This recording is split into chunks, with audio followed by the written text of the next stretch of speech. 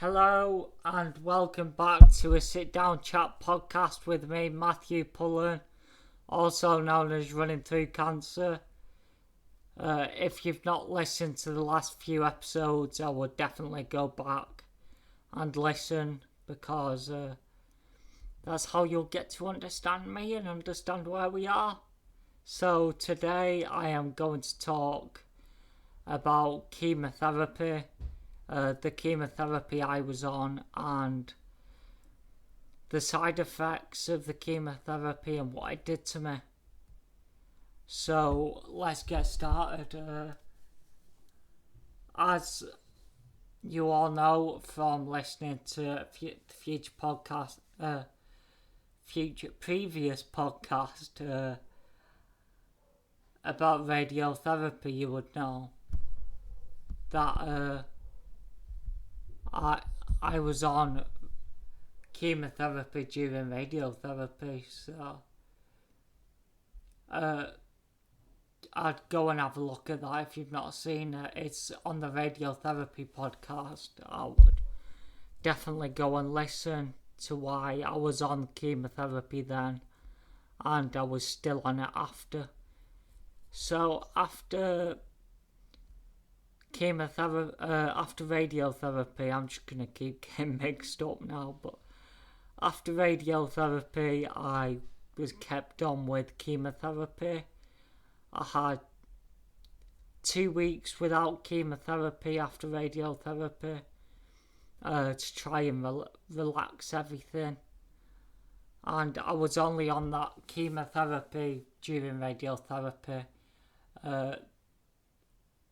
I take it about an hour before.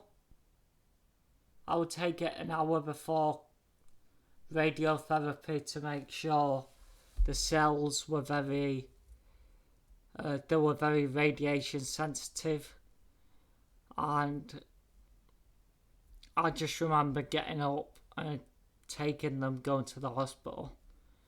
During radiotherapy I was also going to college, which I could do a podcast about, but I'm sure everybody would find that very boring about trying to carry on with college and radiotherapy. But let me know in the comments down below if you would like to listen to that. I'll probably have a video out after my A-level grades, and yeah, which may come out before this video, no one knows, but I get my grades on the 10th of August, so, and as everybody knows, it's been a bit of a different year, so we'll see what happens. And I've gone completely off topic. Chemotherapy. I have a separate chemotherapy doctor and radiotherapy doctor. My normal oncologist is the chemotherapy doctor. He, because of my age, is still paediatric and he's been looking after my care for a long time now. I've been on aftercare from the first time I had cancer at 3, and he has given me chemotherapy, but everybody thinks chemotherapy is awful, but the way he explained it was chemotherapy, so chemo means drug, therapy, so surgical therapy, and radiation therapy is just it's just how to explain it. And he also explained the drug that I was on. You see people losing hair and being really weak and sick. The drug I was on, yes, it had side effects, but I still have a full set of hair, and it's just the only side effect I got really was tiredness, which you could get over with like a cup of coffee or something.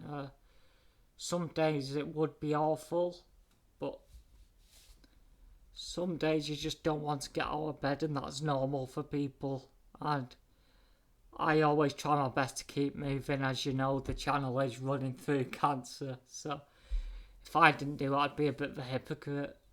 I managed to keep running on chemotherapy.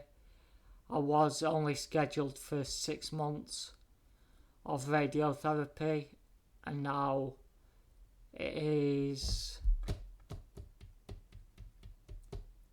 I've finished 9 months.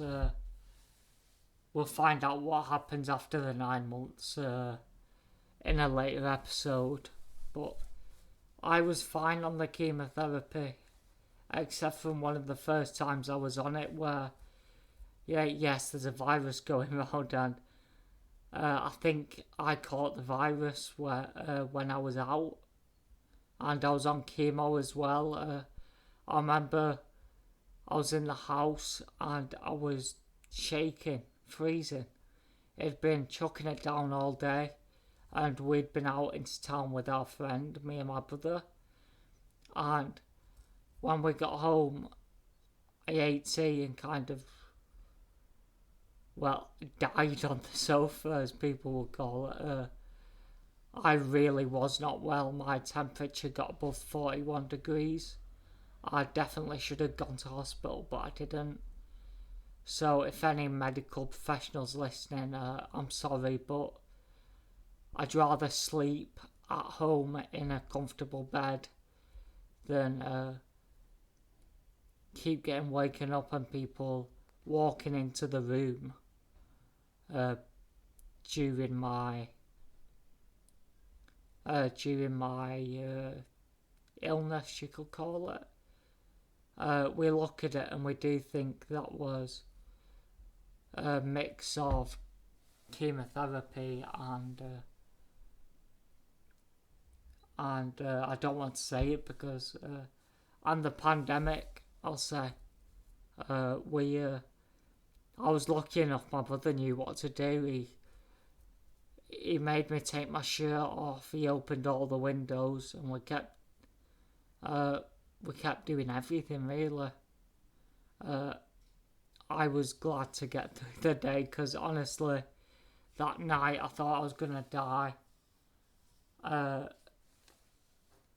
For people that don't know, chemotherapy suppresses your immune system.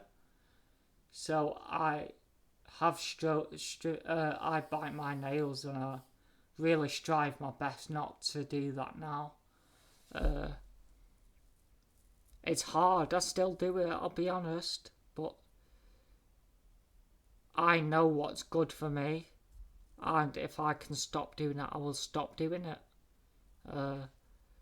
I want to live a long life like everybody else, and I need to get through this chemotherapy. I am glad to say that I've not really got on well on it, on chemotherapy. I've got a friend who's also on it, and it's pretty much the same. He's a week before me, and he's had a few blood transfusions. I've never needed a blood transfusion, but I'd be scared to get one, let's just say that. I have been dropped doses and stuff just for my bloods, and I'm glad it's just dropped them, because I can't imagine what it feels like getting someone else's blood put inside of you. My brother does give blood. My family gives blood. I actually, in fact, wanted to give blood, but I was never allowed because I am, quotation marks, cancerous. And that's bad, apparently. They need to be picky these days. But donate blood. I'd say donate blood. I won't force it upon you. It's your choice. But if you're donating blood, you're doing a good thing, and you're helping cancer patients, eye patients, you're helping everybody within the NHS over here in the UK. And even if you're donating abroad, you're helping people over I would definitely suggest it. So chemotherapy, my worst side effects I'll cover now. Definitely tiredness, but like I said, you can get over that. It's the actual getting up on a morning, but once you've been out for some exercise, so for example, I was on a charity program called the Move program, which I'll link in the description below, and we'll learn more about in the next series. I was on that, and just getting up out of bed removed the fatigue. And I know people struggle to do things, but you take it easy and you do you. You want to live your life, you don't want to be stuck in bed. What I found the hardest on chemotherapy was the constipation, but that was actually caused by the sickness medication that I was on. I always took the sickness medication because I didn't want to be sick, which you do. But that gave constipation and that hurt, so I was on tablets and a powder to clear myself out, pretty much. I know it's not great to talk about, but you need to be open about these things. That was the only pain I had from it, and I can't talk about my tablets were orally, so I took it like you would paracetamol. But you had to take it. It's either before or 30 minutes before or after food. So I think it was before. I don't know, but yeah. I usually took them before bed anyway, just so the side effects would wear off overnight. I can't really talk about the really destroying chemos, but I know those chemotherapies can work and do work.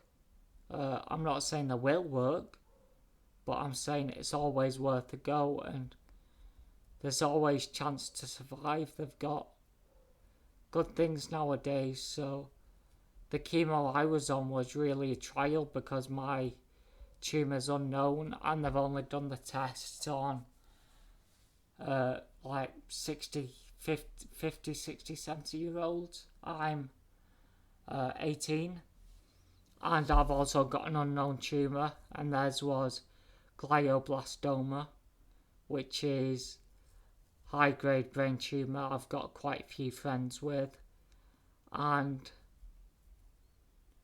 chemotherapy, really, you just need to get through it. You do tire on it, but I always say keeping moving's the key, and it seemed to be my friend actually did a coast to coast cycle, which I'll leave his fundraising link in the description, and please go and support him. But chemotherapy, don't be worried, is drug therapy. You see these stories, and yeah, it could make you that ill, but there's a higher risk of the cancer killing you, and you need to stay positive and you need to believe that what you're doing's right. The doctor always said to me, we'll go up to 6 months and see what's happening. We went up to 6 months and it was like, do you want to come off it? I don't see any need to take you off it because it seems to be working. I don't see. But then again, he'd always say, do you want to come off it? Because we don't want to be doing this just for the fun. And because I was handling the side effects well, I was kept on it for probably longer than I should have been. And that was a choice of me and the doctor. The doctor has been really trustworthy, and I'd say we're both experiencing a weird thing. So it is important to have good communication with your doctor, and I feel like me and my doctor have that. To finish this off, I'm just going to say, if you need treatment for cancer or anything, there's a reason that it's being offered on the NHS for free, or there's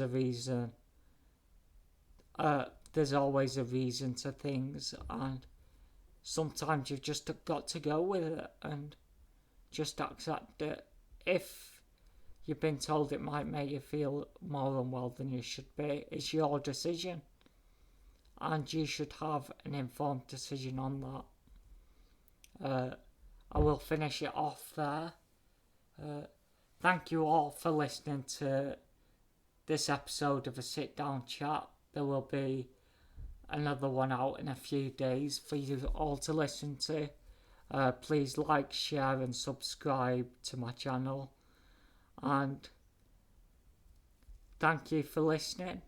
Life's terminal and it is our job to live it.